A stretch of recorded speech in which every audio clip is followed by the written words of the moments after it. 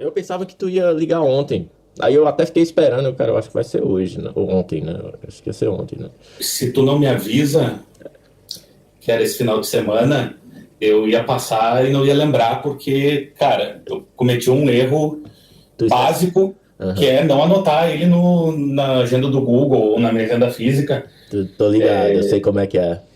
Cara, é caixão, cara. Se eu não anoto, sabe que o ser humano é o único idiota que tropeça reiteradas vezes na mesma pedra, né? Uhum.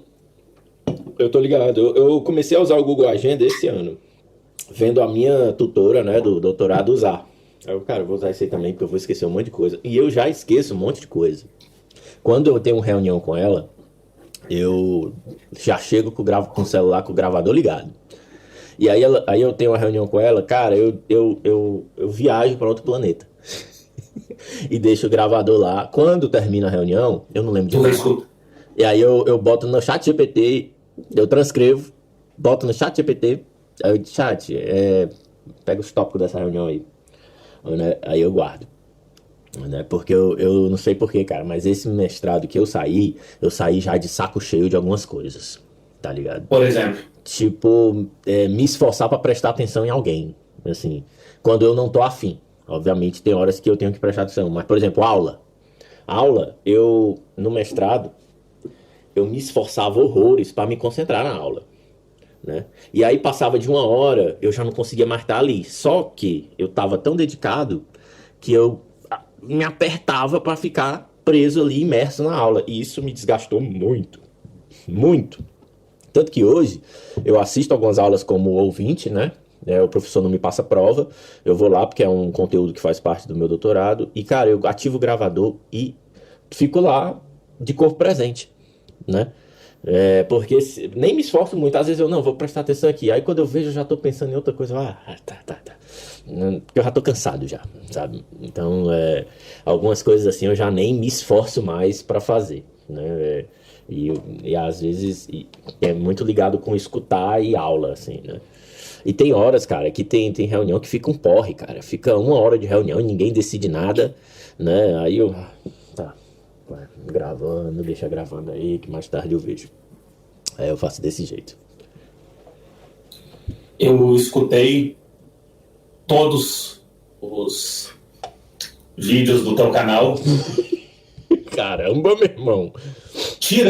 excetuando alguns extremamente técnicos, porque não, É. tá além da minha capacidade de compreensão. São até o idioma técnico do negócio ia ser tiro no escuro para mim, Uhum, porque eu não ia entender absolutamente nada, né? uhum. Agora, os outros, eu escutei todos, e alguns, inclusive, mais de uma vez. E aí, eu tava nessa de as pessoas têm que conhecer o teu canal. Uhum. Elas têm que conhecer esse canal, porque as tuas histórias de... Cara, perrengue, eu acho que é uma palavra que fica pequena ou curta pra tua saga italiana, né? Cara,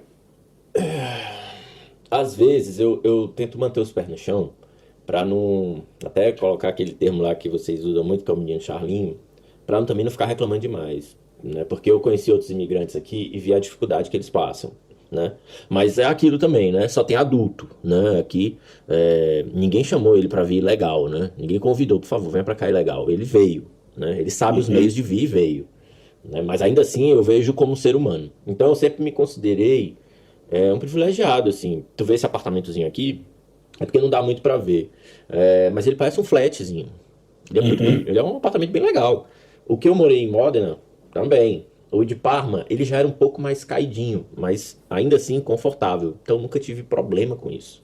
Eu nunca nem dividi quarto, né? É, E dividir quarto assim, não é tenso. Depende de quem você vai dividir, né? Então, eu reconheço que eu tive grandes dificuldades, muito mais inerentes ao meu psicológico, de uma certa forma ali, um pouco não preparado para a situação, do que a uma situação sem suporte, né?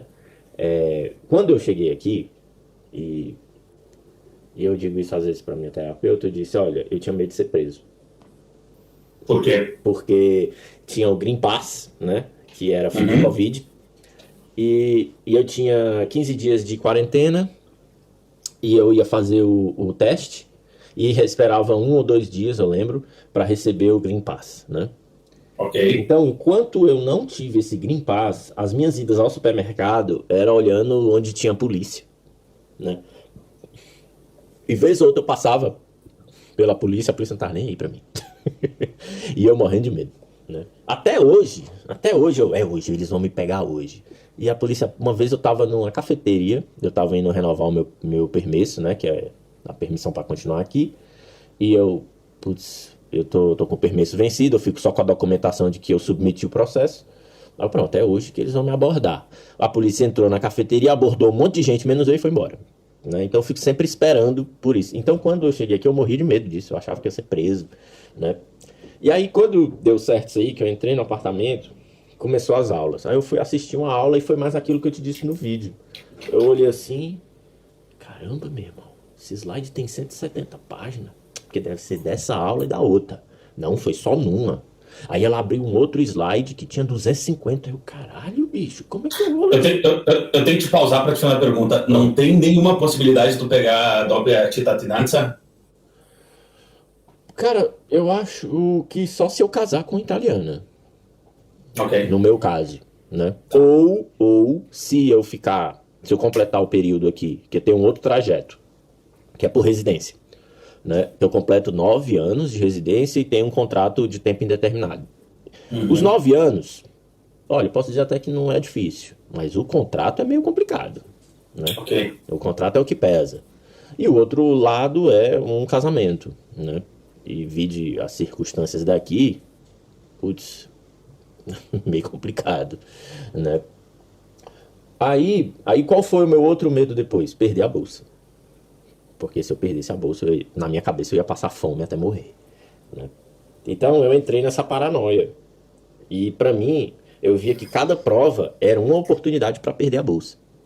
Então eu ia para toda prova como se ela fosse a prova da vida, né? Eu chegava na prova, as mãos estavam suadas, sabe? Eu lembro que eu levava um paninho para ficar secando as mãos, né? E O score máximo é 30, o né? score máximo é 30. E para provar precisava de 18. 18. Correto. Aí eu fui e esse foi o meu segundo medo, né? Era perder a bolsa. E aí eu ficava naquele. E qualquer coisinha que um aluno falasse perto de mim, eu lembro muito bem desse dia. Tinha um venezuelano aqui. Era um cara legal, gostava dele até, mas ele era muito baba-ovo dos italianos, porra. É tanto que tá empregado, né? Né? Eu acho que foi um dos poucos, assim, dos estrangeiros que se empregou. Ele, uns outros indianos colegas meus, né? Aqui na Itália. Outros foram embora, né? Eu conheço uns na Koenigsegg, que é na Suécia, eu acho. Foram pra lá, inclusive me chamaram, né? Aqueles carros esportivos? Aqueles carros que, o mais rápido do mundo, bateu 400 km por hora, né? Pronto, estão trabalhando lá, na produção, né? Qualidade. E aí esse venezuelano, Anderson, me ajuda com vibrações. E era engraçado, cara, eu me fudi em vibrações e todo mundo pedia minha ajuda. Eu, cara, essa galera não tá se ligando, não. Que eu já reprovei essa prova 3 vezes e a galera tá pedindo minha ajuda, né? Mas é como eles me viam estudando muito, eu tinha um caderninho na época que eu acabei jogando fora, né? Por alívio de peso, né? E alívio de peso, mas comprei um PlayStation 2, né? São coisas completamente diferentes, né? Pois é, são coisas completamente diferentes.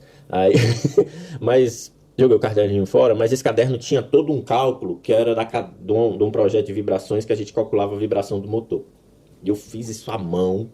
Era um motor V8 de 30 graus, né? O ângulo de 30 graus.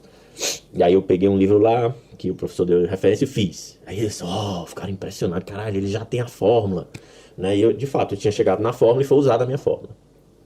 E aí a galera me chamava, e nisso eu só reprovando vibrações. E reprovava, e reprovava, e reprovava. E a galera passando. E me chamava, não, vem aqui, me ajuda e tal. E aí eu ia lá ajudar a galera. E eu fui ajudar esse venezuelano, ele disse assim, e aí, tu já entregou o teu diploma? Eu, que diploma, mano? Diploma da tua graduação no Brasil. Aí eu, não, deixei foi lá, inclusive. Aí ele, não, mas tem que entregar na secretaria. Porque se tu não entregar, eles vão bloquear a tua matrícula. Pronto.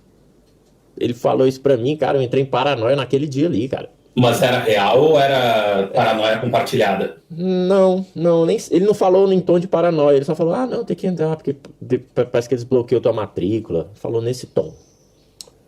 E eu que entrei em paranoia, mas no fundo nem precisava da paranoia, eu de fato precisava do diploma. Mas a mulher da secretaria disse, não, tu não trouxe? Manda por correio, tu vem e traz aqui. E pronto. Tudo bem, vai demorar um pouco, vai vir do Brasil por correio. Ela, não, tranquilo, a gente espera. E foi de boa, né? Ou seja, foi uma paranoia, pra tu ver, o que eu tô dizendo isso é pra tu ver como eu entrava em paranoia por qualquer coisa, né? Outra coisa que me deixava muito tenso aqui é que o alojamento ele fecha lá em Módena, né? Lá na Emília-Romanha. Ele fecha no período de estivo, que é o verão deles, que é quando tem as férias. Por que ele fecha? Porque muitos são italianos e voltam para suas casas. Fica só os imigrantes. O que é que eles fazem? Eles fecham a maioria e deixam um aberto. Geralmente uma cidade tem 2, 3. Aí eles fecham 2 e deixam só um aberto. E aí, nesse períodozinho, você tem que ficar esperto que tem umas datas para você enviar se você vai querer ficar ou não, né? E aí, cara, quando eu soube disso, eu entrei nessa paranoia, que eu não podia esquecer essa data. Aí eu botava essa data na minha cabeça e tal, né? E você ainda paga mais, né? Você pagava, porque era como se fosse um trabalho de férias para eles, né? E aí, isso foram coisas que foram me afetando, cara, durante o curso, né? Isso tudo ia me afetando. E é só a transição Módena-Parma era uma tensão muito grande na minha cabeça, que foi aquele período lá da Summer School lá e tal, que eu já estava tudo certo para ir para Parma, fui para Summer School. Aí os caras, não, vi uma coisa aqui no teu documento que estava errado, que era um documento do meu irmão, que na época meu irmão estava desempregado, e aí a gente fez esse documento meio retroativo lá para ele, eles não aceitaram. Aí eu, não, ano passado eles aceitaram, mas esse ano a gente não vai aceitar, e de fato tinha um erro, o meu irmão botou a data errado, e no primeiro ano eles aceitaram. Quando mudou de alojamento, provavelmente outra pessoa que estava analisando. Aí eles não aceitaram, e nisso aí teve que mandar documento de novo, e gasta dinheiro com apostilamento, tradução, putz, cara, dor de cabeça. Então, essas pira que eu tinha, afetava muito o meu estudo. O meu estudo era um estudo muito tenso, era um estudo de muita pressão em cima de mim, né? Só que era uma pressão que tinha um pouco da pressão da universidade. Eu achava a universidade um local muito hostil, assim, ao estudante, né? E tinha a maior pressão que era minha, né? Que eu botava, pra tu ver, né? Eu tinha medo de ser preso, né? E tudo. Eu não andava de bicicleta porque eu tinha medo de cair, quebrar uma perna, né? Então eu não descia escada sem segurar o corrimão, que é pra não se machucar e não poder estudar. Então, tipo, era mais ou menos assim. E ainda é assim um pouco o jeito que eu vivo, né? Pessoal, pô, você pode alugar a bicicleta? Eu posso, tal, mas eu nunca alugo. Com medo de ser atropelado e tal, né? Uma cacetada aí de um carro. Que coisa que corriqueira que acontece, né? Não é nem que vá acontecer. Eu acho até que talvez nem aconteça, porque eu sou cauteloso, assim, no trânsito. Mas já para não correr risco, para não ter que ir para o hospital, ter que pagar e tudo. Embora eu tenha um plano de saúde aqui, o SUS deles, que eu pago, né? É 700 euros para o estudante estrangeiro, né? Isso é anual, inclusive. Embora tenha isso, você acaba pagando raio-x, consultas especiais, assim como psicólogo, psiquiatra, ortopedista, um negócio mais específico, assim você paga um pouquinho. E nem é um valor alto, né, que se paga.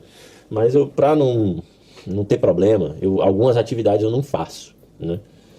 Então, por muito tempo eu vivia assim lá, né?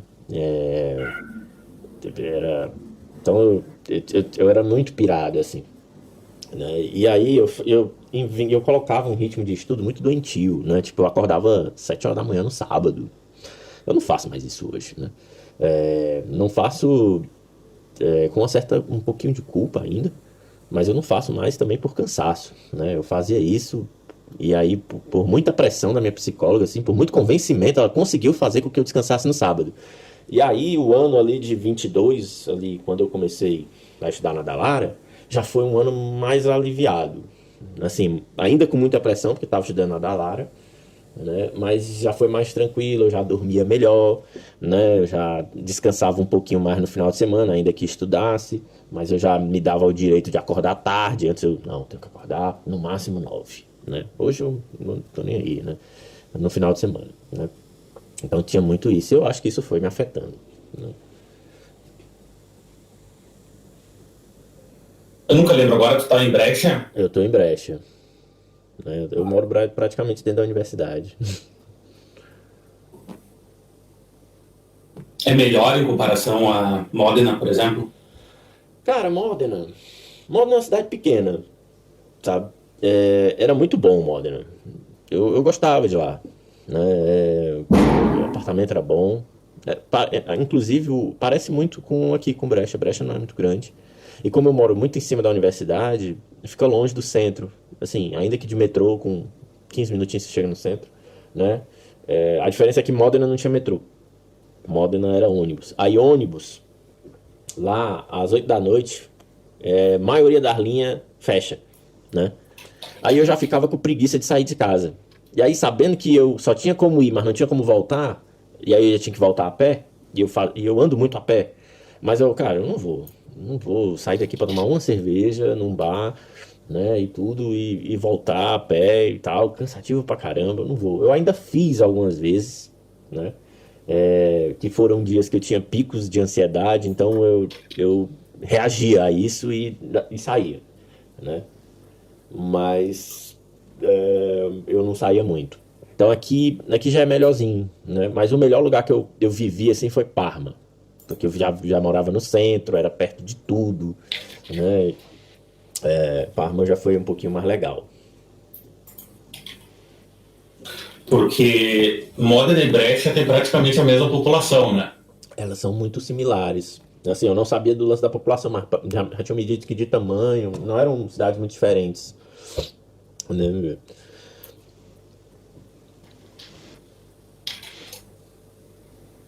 Deixa eu ver Parma aqui, né?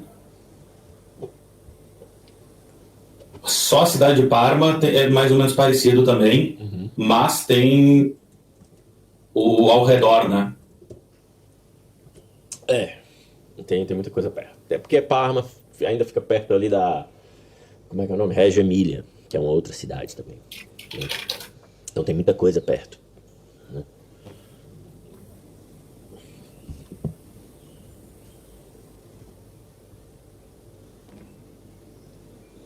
Cara, todo mundo aí fala gramaticale ou galera fala ainda dialeto? Bicho, a maioria, assim, as pessoas com quem eu converso falam o gramaticale. O dialeto, cara, eu só. Tu viu os vídeos, né? Tu lembra que eu tive uma treta com uns colegas de curso que eu fiz um trabalho? Sim, era uma guria e um cara. Era. Pronto, o cara é de Roma. Ele é de Roma. Tá.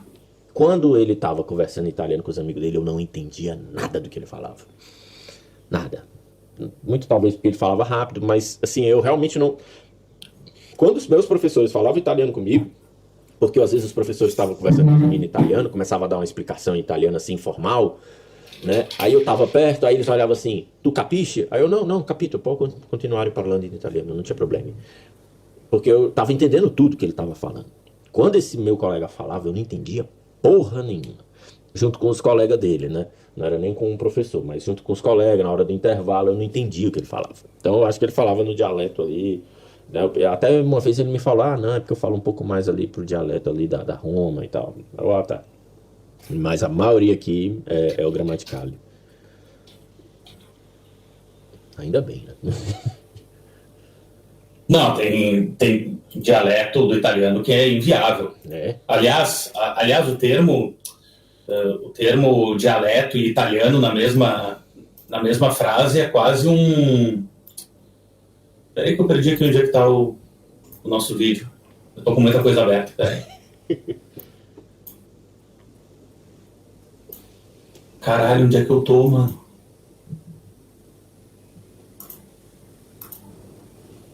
Onde é que eu tô, porra?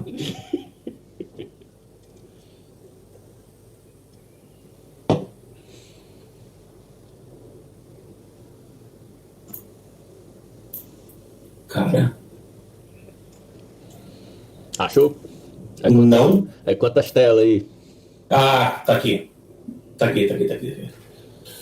Cara, é até anacronismo falar de Itália e dialetos, porque a Itália não era um país até não muito tempo atrás, né? esse conceito de unificação da Itália como uma identidade nacional é relativamente recente na história, né? Sim, eles brigaram muito, né? Eles brigaram muito ali para unificar. E depois que unificaram, continuaram brigando, né? Eu acho que isso pesa muito, inclusive. Né? Em que sentido? Porque eles ainda têm aquele velho preconceito de, porque o norte carrega o sul, Ah, tá, sim. sabe? Sim. O norte sendo mais, entre aspas, europeu, e o sul sendo mais Itália, né? Exato. Né? Tem uma colega minha aqui do doutorado que eu até achava ela legal assim, mas, pô, conversando assim, você já vi que não era tão interessante quanto eu pensava. Né? E aí ela tocou nesse assunto, eu nem ia falar disso, vamos ver o que ela acha. Né? E aí, o que é que tu acha disso? Aí ela Mas perguntar é pedir pra ouvir o que não quer, né? Perguntar e pedir pra ouvir o que não quer, né? Aí eu, mas o que é que tu acha disso aí? Essas paradas aí. O sul é ruim, como é que é? Ela, pô, economicamente a gente carrega eles, né? Mas eu não me vejo sem a arte do sul, né? Então é melhor não separar. Cara, dentro de todas as possibilidades de escutar a barbaridade, tu até ouviu um troço super ameno, cara. Eu ouvi um troço super ameno. É porque eu achei engraçado. É porque eu nem achei tão pesado, mas eu achei engraçado, tipo, porque é um fardo pra nós, mas eu quero consumir a arte deles. Né? O que eu acho que faz parte, né? A arte faz parte economicamente também.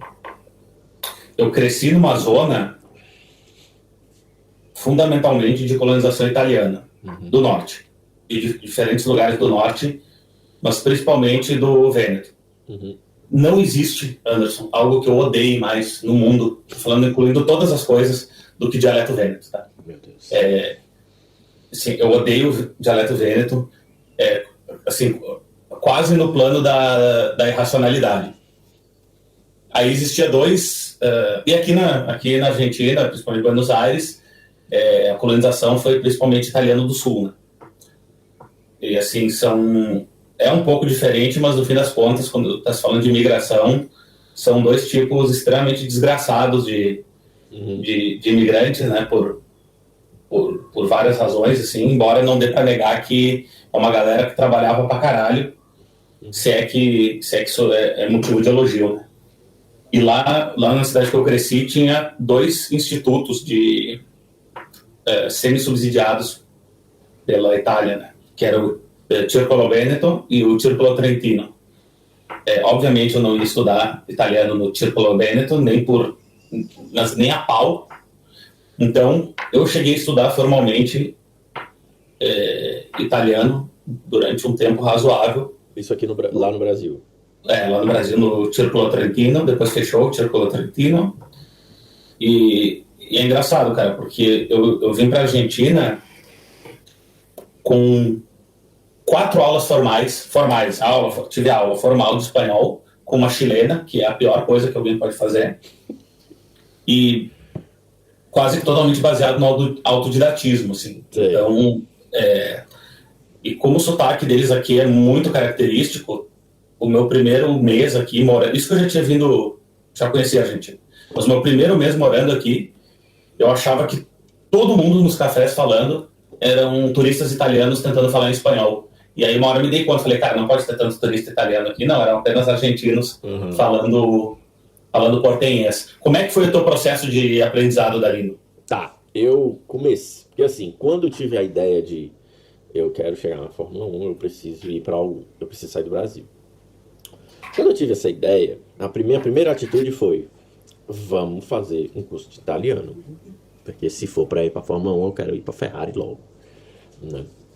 E aí eu fiz o curso de italiano numa instituição chamada Impar, lá em Fortaleza, que é do governo do estado, não, da prefeitura, né? É da prefeitura, que é um curso já, você paga só a inscrição da matrícula, é um valor, sei lá, R$50 na época, 30, era um negócio assim. E fiz o curso de italiano, comecei em 2014, terminei em 2018, eu acho que no final de 2017. E nesse período, até eu vir pra cá, esses 4 anos aí, eu não vou dizer que eu abandonei a língua, mas eu tinha pouco contato. né? Às vezes eu me cobrava porque eu não dizia, eu não posso perder o contato com o italiano se um dia eu for para fora, né? Que era a minha vontade, né? Então eu vou assistir algumas séries em italiano, que tem um site aqui italiano que é aquele que eu te falei, né? O CB1. E eu já usava esse site lá no Brasil. E ele tem um filme dublado em italiano, série dublada em italiano. Aí eu botava qualquer série lá só para assistir. Né? E foi assim que eu fui mantendo o meu contato com a língua e lendo alguns livros, mas já ler já não dava muito certo. Eu já estava entrando no meio acadêmico e meio acadêmico é inglês. Né? E o meio acadêmico é inglês? Cara, produção de artigo... Não, isso sim, mas as aulas são em inglês? Tem cursos em inglês e tem cursos em italiano. O meu curso ele é em inglês. Interessante isso. Né? O meu curso ele é em inglês. Aí isso me surpreendeu, eu não sabia. Não, o meu mestrado, ele era uma turma. Basicamente tem o quê? Engenharia del veículo. Aí tem o Advanced Automotive Engineering, que é basicamente esse engenharia del veículo em inglês. Né? Tem algumas diferenças, né?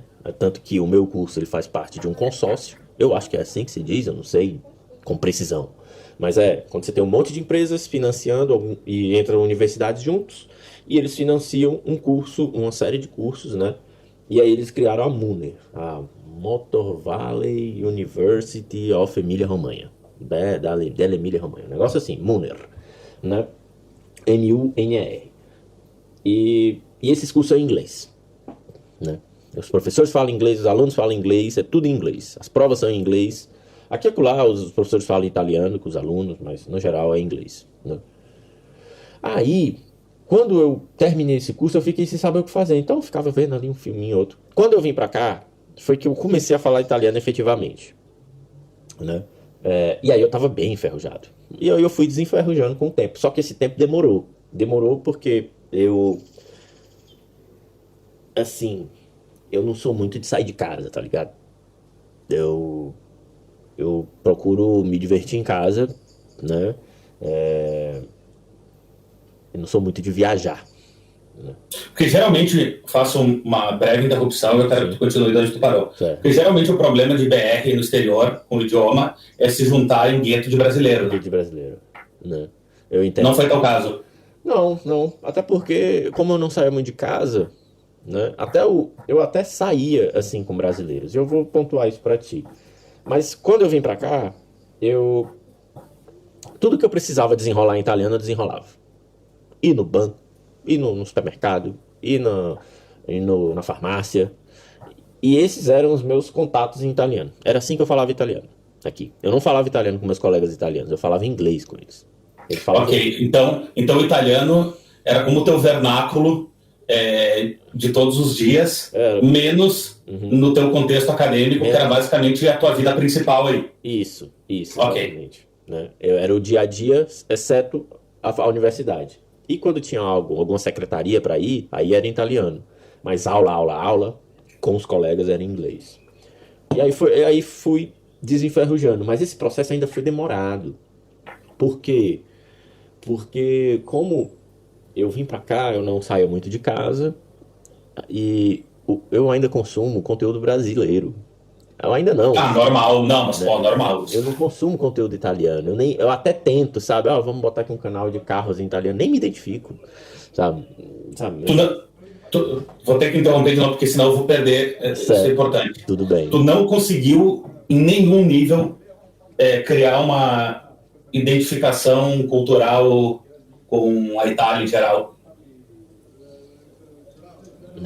Não. Ok. Mas eu não digo nem a palavra conseguiu. Eu posso dizer que eu nem tentei. Porque eu me ocupava tanto com os estudos que... o museu, não sei o quê, Museu Enzo Ferrari, cara, eu preciso aprender isso aqui. São 350 slides, eu não sei nem 10. Não tenho tempo. E eu não tinha mesmo. Eu não ia. Tu foi morar dentro da universidade. Tu foi morar no país, engenharia automotiva, que casualmente está dentro da Itália. É isso que eu tô entendendo. Exato. Ok. Né? Foi básico. Acertou. Eu nunca nem olhei por esse prisma, né? Não, Anderson, porque tudo que tu tá me falando ok, eu entendo que o teu objetivo era esse, né? Aí, claro, daqui a pouco a gente fala dos percalços no caminho, as coisas vão se transformando, o velho problema dos sonhos é que eles se realizam, etc, etc. Já vamos chegar nisso. Mas o que eu estou entendendo é que ser a Itália é quase que uma casualidade. Exato. Nem a língua dentro da universidade é o italiano. Isso eu achei muito interessante. Exato. Né? Agora no doutorado eu falo italiano com todo mundo. É tanto que aqui o meu italiano, assim, quando eu já vim pra cá eu já tava com o italiano bem melhor. Mas esses meses aqui, de outubro pra cá, o meu italiano deu uma acentuada muito grande, né? Então sim, é basicamente isso. Eu vim pra cá viver em um país chamado Engenharia Automotiva que, por consequência, é dentro da Itália, né? E por quê? Porque eu vivo de estudar, né? Eu até brinco às vezes que eu digo, o pessoal pergunta, qual é a tua profissão? Eu sou estudante profissional. Sou estudante sênior. Não, mas cara, totalmente compreensível. Né? Porque ao mesmo tempo, e aí isso já vem mais de agora, depois das consequências disso tudo, é que eu até te comentei uma vez no Zap, que eu vejo que muito provavelmente eu vou viver de estudo, né? De pesquisa, porque eu gosto, não vou mentir, eu gosto de estudar o que eu estudo, mas eu também não sou de prever futuro, eu prefiro esperar. Mas eu acho que o que aconteceu ali no final de eu não ter nem uma entrevista foi meio que um aviso, né? Foi uma prévia, assim. Mas eu também não sei qual vai ser a reação do mercado brasileiro ao meu currículo quando eu enviar para lá. Porque quando eu estiver terminando aqui, eu vou enviar para algumas empresas no Brasil também. Também não aposto muito, mas vou enviar. Então, sim, basicamente foi isso, né? Então, e aí, o momento que eu entrei em gueto de brasileiro, que foi em Parma, ainda assim, não entrei totalmente, né? Aqui e acolá eu me encontrava com eles, porque eu estava sempre estudando, né? Se eu fosse sair com eles, eu ia sair quase todo final de semana. Isso pra mim é inviável. Não dá pra eu sair quase todo final de semana. Não tem como, né? Não, e o corpo cobra. E o corpo cobra, não tenho mais 20, né? Uma bebedeirazinha no sábado é um domingo perdido. Dependendo do nível, pode ser até um pouquinho da segunda também. Olha, sim. As ressacas depois dos 30, elas começam a ser processos cada vez piores. Pra tu ter ideia, às vezes, uma vez vou comprar um vinho aqui. Aí tomei o vinho. Aí fui tomando vinho, passei o dia tomando vinho. Eu sei que eu bebi o vinho todinho. Quando eu acordei no domingo, meu irmão tava todo esbagaçado. Dor de cabeça, tô me sentindo mal, querendo vomitar. Eu, putz, cara, porra. Mas era vinho seco, pelo menos. Era vinho seco, né? E aí hoje eu já sou mais... Tomo muito cuidado com isso, né? Mas assim, nunca... Até na época que eu em Parma bebia todo dia, eu só bebia uma cerveja. Não. E eu sabia porque que eu tava bebendo, sabe? Na verdade? Era. Eu bebia só porque quando foi que eu comecei a fazer isso? Uma vez, acho que tava em Modena ainda, eu tomei uma cerveja, só por tomar, assim, por algum acaso eu tomei. E ela me deu uma aliviada interna, nas dores internas da ansiedade. Aí eu, putz, cara, olha isso. Tu descobriu o mais antigo e por alguma razão mais popular ansiolítico e antidepressivo da história humana, né? O problema é que depois que ele te dá o pico, ele te joga na vala, né? Exato. Aí E aí eu comecei. E aí quando eu fui pra Parma, que a coisa apertou, porque na Dallara as aulas davam apertadas, assim, não só de conteúdo, mas os professores lá meio que tentam, até mesmo na hora das provas, fazer que tu... Acho que não é os professores, acho que é o estilo, o sistema deles é um sistema que coage o cara se formar com a maior nota possível, né? Até coloca o aluno numa posição constrangedora, né? Tipo, de ele passar e não estar satisfeito porque passou, né? E se você se satisfaz, você é meio que um merda, né? Então, quando eu entrei nesse sistema lá, a cerveja foi a saída para isso, né? E a cerveja me dava uma acalmada. Mas eu não tomava 2, 3, 4. Eu tomava uma, né? Como no bar eu fiquei amigo da moça que trabalhava lá, eu aproveitava e jantava lá, né? Então, acho que também dava uma amenizada, né? E nunca nem tive problema para acordar nem nada, né? Era muito pouco, né? Mas nunca tive problema com cerveja, não. Sempre usei pegava o efeito dela. É tanto que depois que você bebe a segunda, aí já não tem mais nada, aí você já começa a ficar bêbado mesmo. Não, e que bom, cara, que tu fica bêbado com pouco. Isso é bom. O problema é quando o sujeito começa a criar resistência, e aí para ter algum efeito desejável, né, para quem tá tomando, cada vez tem que tomar mais, como qualquer coisa, né, mas assim, e é foda, porque eu acho que uma das frases mais sábias que eu li sobre consumo de álcool, talvez a mais sábia delas, não a mais técnica, mas a mais sábia, foi num comentário em inglês, digo em inglês porque eu não vou citar esses literais, mas vou citar o que era, que quando o sujeito começa a beber, jovem, 95% de diversão e 5% ansiedade posterior, né? Depois inverte, vira 5% de diversão e 95% de ansiedade. Cara, porque é foda, cara, porque o álcool, embora seja um ansiolítico relativamente eficaz e um antidepressivo ruim, mas ainda assim um antidepressivo que dura ali uns minutos ou no máximo poucas horas, o efeito rebote do bagulho é uma merda, né? E assim, como eu sabia muito o que eu estava fazendo, eu nunca nem me empolguei de tomar mais. E a grana não deixava. Eu vou hoje sair, eu vou gastar tanto, 7 euros, 5, 7, uma cerveja e nada mais. E eu era muito rigoroso com isso, né? Cheio de regras e tudo, né? Então nunca nem... É tanto que quando eu estava tomando todo dia, que eu parei de tomar, não senti nem falta, né? Eu tive mais dor de cabeça com outra forma que eu usei para curar minha ansiedade, com comida. Meu irmão era McDonald's, Burger King, sushi, eu fazia o passaralho, bicho. Quantos quilos tu ganhou nessa brincadeira? Não ganhei muito. Pra falar a verdade, eu emagreci, eu cheguei aqui já com uns 85, fui para 80, porque parei de ir pra academia, sempre fui de ir pra academia, né? Tenho aí 10 anos aí de frequentar a academia, né?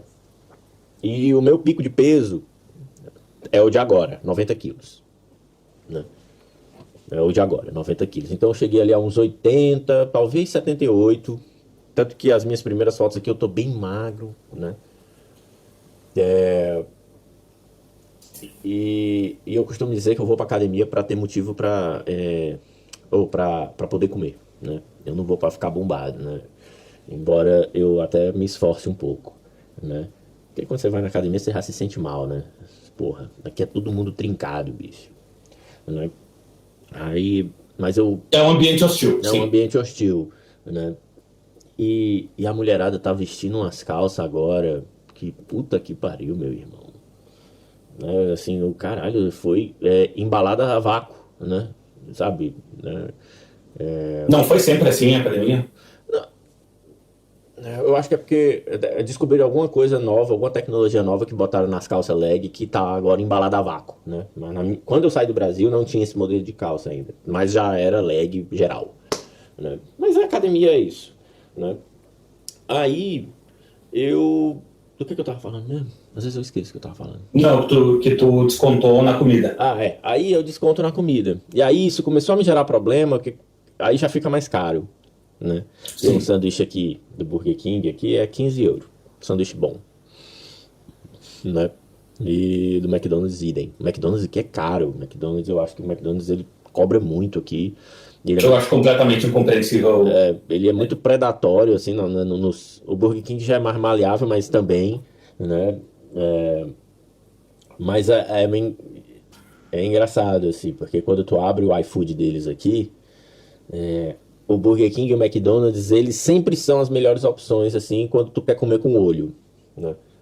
Porque às vezes tu vai pedir uma pizza, tu pagou o dobro da pizza por causa da entrega, né? E aí fica perto do preço do Burger King. Tipo, como tem aquele preço, tu já meio que tem uns abatimentos, porque já superou um determinado valor, aí corta ali uma entrega, eles assumem a entrega e tal, aí fica quase tudo no mesmo preço. Uma pizza custa menos que um Burger King, então, em termos gerais? Em termos gerais, sim. Se eu for É porque como aqui não tem nenhuma pizzaria perto, Quando eu quero comer algo assim sem eu ter que cozinhar, né? Aí eu acabo pedindo no Glovo. Quando eu tava em Parma, aí eu ia nas pizzarias, porque eu morava do lado. Mas pizzaria italiana? Não, pizzaria turca, pizzaria indiana, pizzaria paquistanesa, porque, bom, eles estão comprando tudo aqui, né? Quanto que custaria uma pizza, sei lá, uma marguerita? 7,50 uma marguerita com a latinha de coca e ainda vem uma porçãozinha de batata frita. Certo? Quantas porções a pizza? 8 fatias, a pizza de 8 fatias, uma pizza grande. Pô, vale mais a pena que... Vale mais a pena, não tem pra onde correr. Mas como eu tô longe desses locais agora, né, aí fica complicado, né? Então eu tive mais problema com essa forma de baixar a ansiedade do que com a cerveja. Porque com a cerveja eu só comprava uma, dava aquele efeito, ficava groguinho, voltava pra casa e dormia, né? Tive mais problema, né, Tomava o que? Birra Moretti? Cara, eu gostava mais da Heineken. Eu tomo a Moretti também, porque a Moretti é mais barata. Mas quando eu ia no bar, eu tomava a Heineken, que a Heineken era mais gostosinha, a Moretti era meio ruim. Mas como ela é mais barata, no supermercado, o latão de 500, que é o que eu compro geralmente, é 90 cents, né? Não é 1 euro, né? A Heineken não, a Heineken é 1 euro a latinha de 250, né? Ok, acaba saindo mais que o dobro, né, na proporção. Exato. Né? É tanto que quando eu vou no supermercado, eu sempre compro uma lata de cerveja. Por quê? Porque eu quero beber? Não, já deixo lá para os dias ruins, né? No dia ruim, aí já tá lá a cerveja gelada lá, eu já tomo para ver se dá uma aliviada. Porque eu vivo, hoje tá bem melhor, mas na época do mestrado eu tinha oscilações de humor discrepantes, assim. Eu tinha momentos de profunda depressão que duravam muito e eu tinha picos de euforia que duravam muito pouco, né? Tipo, questão de minutos, assim. Minutos. Eu tava eufórico, né? Hoje eu já não tô mais estável, né? Mas eu tinha muito isso. E Esses picos de hipomania? eu não sei como é que se chama, mas essa variação de humor, né? Eu Sim. ficava muito eufórico, eu ficava de muito bom humor, né? Eu ficava, né? Eu discuto muito sobre isso na terapia, né? Mas eu tinha esses picos, assim, ficava de muito bom humor, né? Até dizer, assim, que gostava das pessoas, eu dizia, né? Pô, eu gosto muito de ti, cara. Aí eu achava isso muito... Eu mesmo, internamente, eu dizia assim, você não gosta muito dele, não. Né? Então eu achava muito estranho isso. Hoje eu já tô bem mais estável, bem mais estável. Eu vivo ali numa linha neutra para baixo, né? Então, hoje eu já tenho uma certa estabilidade, mas naquela época era muito sobe e desce, sobe e desce, sobe e desce.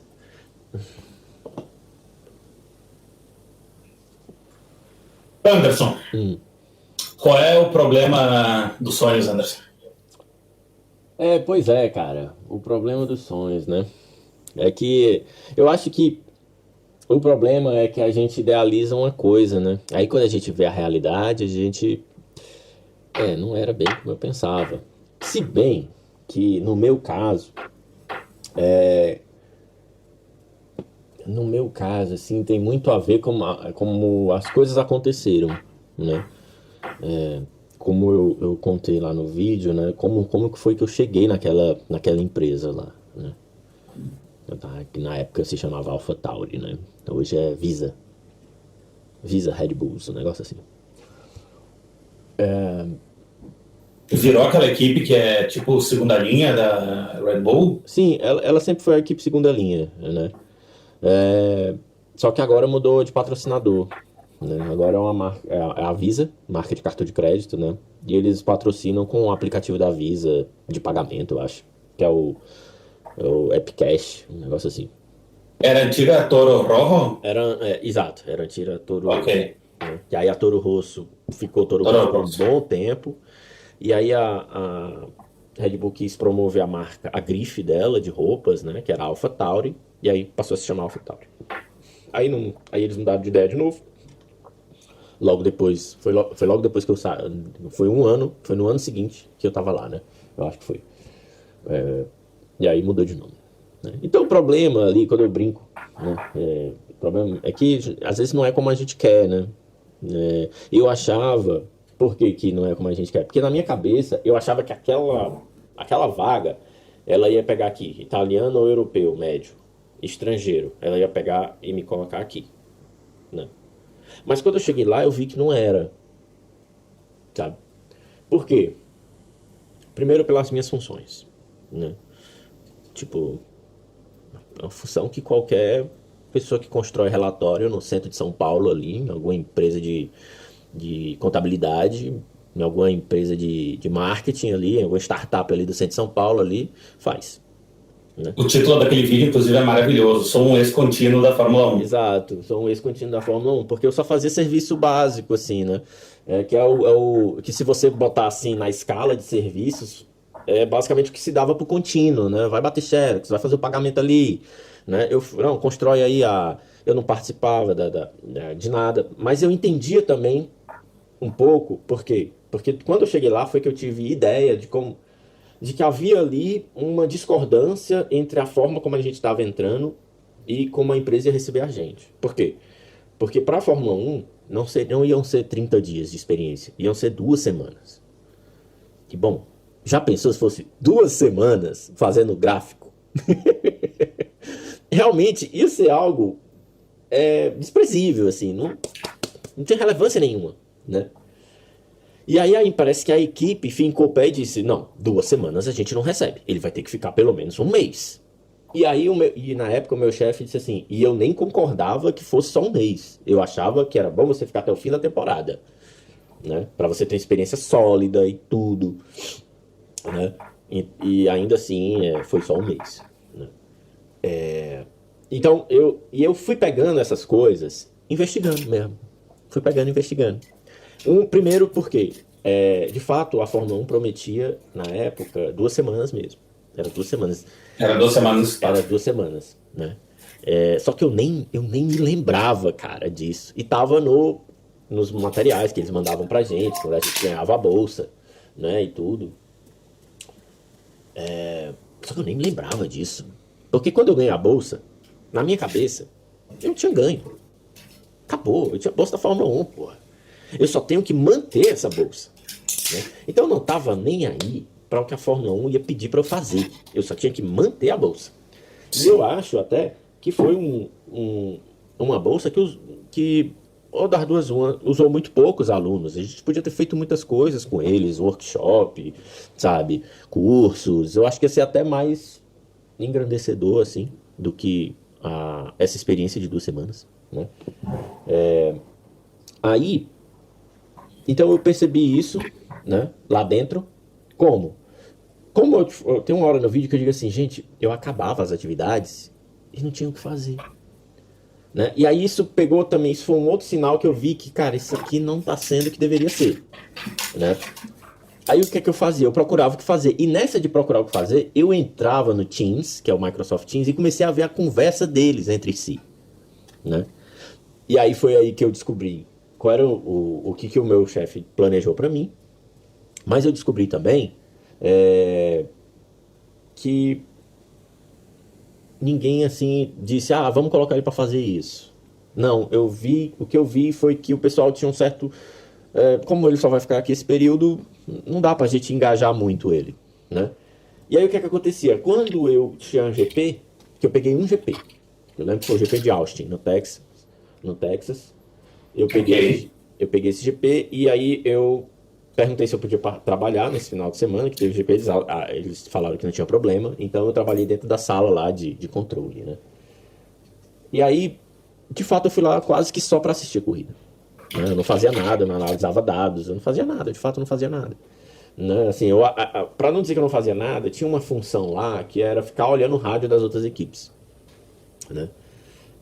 Que sim, todos faziam isso quando começava a corrida, porque quando começa a corrida você não analisa nada, você fica lá olhando o rádio de todo mundo, né? Porque já tá rolando mesmo, né? E aí depois que você faz os relatórios, que você analisa os dados. E aí eu ficava lá nisso. Aí teve uma hora que a menina, que era uma mulher que trabalhava francesa, que ela é a estrategista, inclusive, eu acho que ela ainda é. Vez ou outra eu vejo ela nas transmissões. Ela diz assim, preciso disso, disso e disso. E o meu chefe diz assim, passa pro Anderson que ele pode fazer. Aí ela, não, vou passar pro fulano, né? Aí eu, cara, isso aqui não tá dando certo, né? Ou seja, e assim, eu não tô reclamando. Eu até entendo, pô. Naquela correria ali, né? E eu nem vou ficar. Por que eu vou passar as coisas pra ele, né? Então eu vi ali que, cara, isso não tá rolando. Isso aqui não vai dar certo. Quando eu falei pra mulher da Fórmula 1, que ela me fez um meeting comigo, eu falei, olha... E ela, e aí, como é que tá? Tu tá gostando? Olha, eu tô fazendo serviço de escritório. Aí e aí ela começou a falar, não, mas isso tá errado. Você é pra fazer trabalho de engenharia. Aí eu sei disso.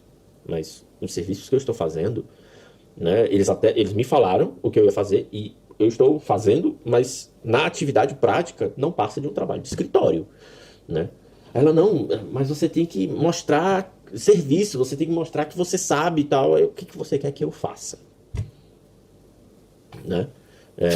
Eu fiquei de mãos atadas, assim. Eu ia chegar e dizer, olha, eu não vou fazer isso aqui. Eu já tinha concordado. Porque a forma que me foi passado, porra, era muito interessante, né? Quem é que... todo mundo que queria entrar, né, aceitaria de alguma forma, né? Que era a oportunidade que tinha de entrar, né? E aí eu até fiquei meio injuriado, assim, com esse meeting, porque pareceu até que era culpa minha, né? Porra, caramba. Mas eu já tinha falado com o meu chefe, na época, e ele, não. E já tinha falado com o cara do RH, o analista de RH, e de ver a possibilidade de eu ficar até o fim da temporada. E o tom que eu vi do cara do RH foi uma mensagem até positiva. Que, pô, eu vejo possibilidades, assim. E se teu chefe tiver interesse, e quando meu chefe tinha esse interesse, né, eu acreditei que ia dar certo. Então, quando eu digo que os sonhos não... O problema do sonho é que eles se realizam, né, é que muitas vezes não é da forma que a gente quer, né, ou do que a gente esperava, né. Eu esperava que, aquilo que eu te falei, tá aqui o italiano médio, tá aqui eu. Eu esperava que essa vaga me pegasse e colocasse aqui. Me desnivelar. Fosse me nivelar. E ela não me nivelou, né? Aliás, ela não fez nada, né? Tanto que se eu for para uma entrevista e tá lá no meu currículo que eu fiz esse trabalho, o cara me perguntar o que foi que eu aprendi lá, eu vou ter que dar uma sambada para responder, porque eu não sei. Por causa dos serviços que eu fiz lá, né? Sim, vai ter que dar uma valorizada no storytelling. Exato. Vou ter que dar uma valorizada no storytelling, porque, praticamente falando, a melhor experiência que eu tive até hoje foi na Ford Troller. Foi quando eu entrei lá como estagiário, né, virei inspetor de produto, testava carro, né? Aquela foi, de longe, a experiência das experiências mais importantes que eu tive. São bons os Trollers? Bom... Seguinte. Como eu quero realmente que as pessoas conheçam o teu canal e conheçam a tua história completa, a gente vai parar por aqui, certo. Mas não sem antes eu desqualificar totalmente esse episódio fazendo uma das trends mais babacas que existem na internet, mesmo sabendo agora que tu não mora na Itália, tu mora na engenharia automotiva, né? Mas ainda assim eu vou fazer esse trend. Berlusconi ou Topodidio? Puta que pariu, bicho. Caralho, Berlusconi ou Topodidio? Vamos de Topodidio, vai. Vamos de desenho. Topodidio ou Roberto Baggio? Vamos de Baggio. Roberto Baggio ou Andrea Antonelli? Peraí, quem é Andrea Antonelli? Entrou na Fórmula 1 agora. O Kimi Antonelli. Isso, Andrea Kimi Antonelli. Sim. Pô, vamos de Kimi Antonelli. É um menino bom, parece bom piloto. Andrea Antonelli ou Cicciolina? Quem é Cicciolina? Depois se procura. Vai ficar com o Andrea Antonelli? Eu preciso saber quem é Cicciolina, fiquei curioso. Procura depois. Tudo bem, vamos de Antonelli.